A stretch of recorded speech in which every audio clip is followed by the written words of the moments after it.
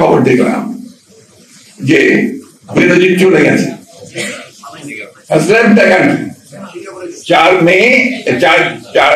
মাসের 4 তারিখে সেটা সব পরিবার নিয়ে চলে গেছে। আরো দেখলাম যে যাওয়ার আগে তার অ্যাকাউন্ট গুলো সমস্ত সে খালি করে গেছে, ফিক্সড অ্যাকাউন্ট যেগুলো ছিল প্রায় 60 কোটি টাকা। আমি পত্রিকায় যা দেখলাম যে 60 কোটির মতো বলেছে, হয়তো আরো বেশি হতে পারে, কম হতে পারে না, পত্রিকায় যা দেখি।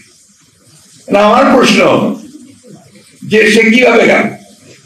এই যে আপনার যারা বেনজিরকে বললো যে তার সম্পত্তি আমরা গ্রহণ করছি, আদালত থেকে বলানো, তাকে মামলা করেছে, দুদক থেকে মামলা করেছে, সে তাকে কোথাও যেতে দেওয়া হবে না, এসব কথা বলা হলো।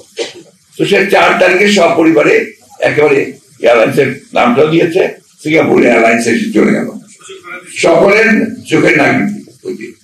তাহলে এই যে কথা বলছেন যে কেউ ভাগ ছাড় পাবে না, আমরা সবাইকে বিচার করি সবাই, এটা কি আপনার মানুষকে আম্মক মনে করছেন? বাংলাদেশের মানুষকে, বাংলাদেশের মানুষ তো আম্মক না, সবাই বোঝে যে এগুলো হচ্ছে আপনাদের সমস্ত লোক দেখানো, প্রতারণা, যেভাবে এখন পর্যন্ত প্রতারণা করে আমরা দেশ শাসন করছেন।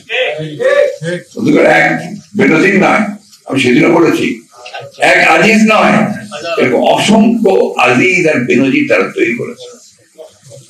আজকে আমাদেরকে সবসময় মনে রাখতে হবে, এরা বাংলাদেশটাকে একটা লুটের সাম্রাজ্যে পরিণত করেছে, লুটপাট বর্গীর দেশ তৈরি করেছেন। এখান থেকে আমাদেরকে দেশকে বের করে আনতে হবে।